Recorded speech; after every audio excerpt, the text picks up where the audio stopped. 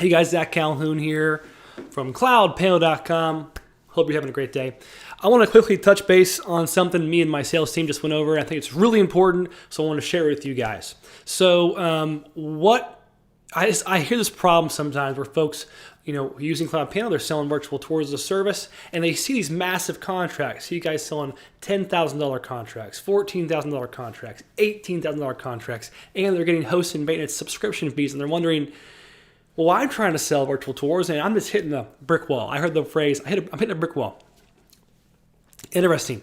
So, you as an entrepreneur, when you're just getting started, what do you need to really get momentum, to really jump to the next level, to really actually have success? I mean, to have success in any endeavor, whether it's photography, digital marketing, services, selling products, what's the sign that you're going the right direction, right?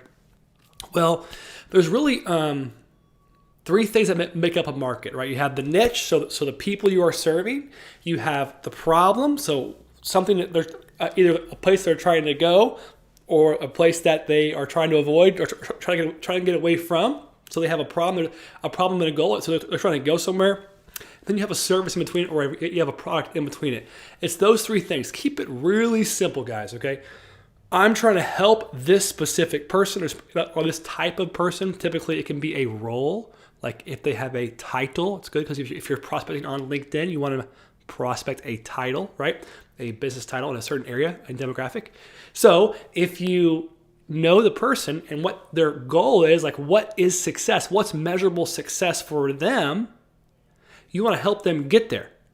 That now you're cooking with grease. Now you're somewhere where you can have a productive conversation. Because if you just try to come at somebody with a product or just try to come at somebody with a service, hey, here's what we do. I get emails all the time. So I'm the co-founder of CloudPano.com. We're a software company. We have a lot of reach. We're in a lot of markets. We're doing a lot of really cool things. We have a really large user base. So people will recognize that and go, oh, well, Zach needs this and Zach needs that. And so I'll get these poorly written emails that don't really solve a problem for me. They don't actually know I have a problem. They're assuming I have a problem that I don't really have. That gets ignored. I just move on past that email, right? So your prospects do the same thing if you pitch them on something and you haven't even spoke to them yet about the problem. You haven't helped them, okay? So what is this video about? It's about getting folks to pay attention to you. How do they pay attention to you, okay? This is the most important thing when it comes to prospecting, okay?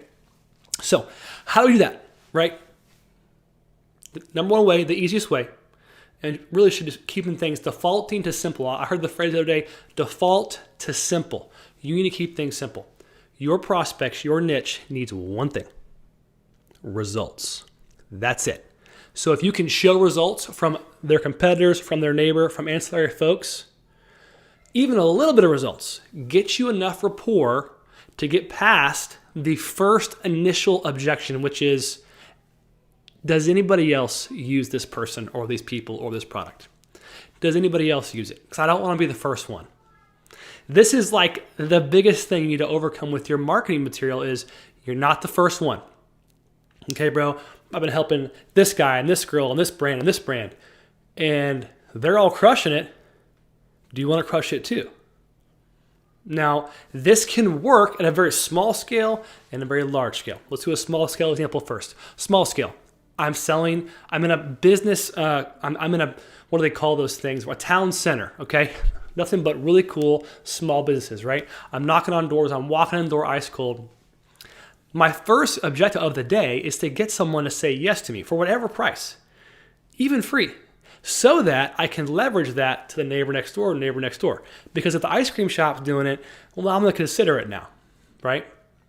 So your rapport, your opportunity to increase your pricing and get more conversions dramatically increases whenever the neighbors are using you too, okay?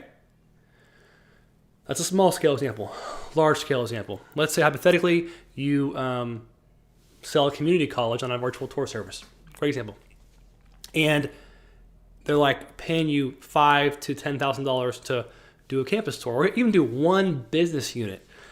They pay you a good amount, or they pay you maybe a discounted rate because you're the first one to do it in this area. Well, great. Get that done. Go shoot it. Go get paid. Go send that invoice, and immediately tell the neighboring schools and universities and community colleges and technical schools and everyone you can think of, hey, I'm working with these guys. I thought y'all be a great fit. Here's why they thought it was helpful. What are some ways you guys can assign this? And then, of course, who's responsible for this specific result? 9 out of 10 times, most of the time, I assume a result. So I have this 3-part picture in my mind when I talk to a niche. I assume that they want a certain result, and when I actually speak to that market, I actually didn't know that they show me something I didn't think of, and I'm usually kind of wrong. I could be like halfway right or close to right about certain things. Of course, you can use logic and think about what their goals are, but the reality is this: if I assume too much, I'm setting myself up for a prospecting disaster because I'm going to lead with the wrong hook. And you got to have a good hook to prospect well. So we set up prospecting systems, email systems, whether it's ice cold folks that are the right people as well, phone call follow-ups, LinkedIn prospecting, Facebook, retargeting, and then other channels as we test them.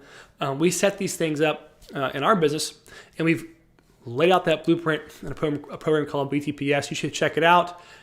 And actually, there's a free webinar available for you to just get started, get rolling in this space at virtualtourprofit.com. So it's free. Check it out. Book a time. Sit down. Edge out an hour and a half and learn something and go take action. Go get some dang sales, bro. So many folks have had so much success. The only thing really that's stopping you is, at this point, it's you. There's so much resources available for you. CloudPano.com, the Virtual Tour Profit community. We have all you need. You could literally just use your cell phone to get started. So, check out CloudPano.com today. I'm excited to help you. I'm excited to join you in your journey. And this is how you get folks to notice you, bro. Bring them results. There's other stuff you can do. Name brands you work with. Etc. Think about leveraging the most you possibly can.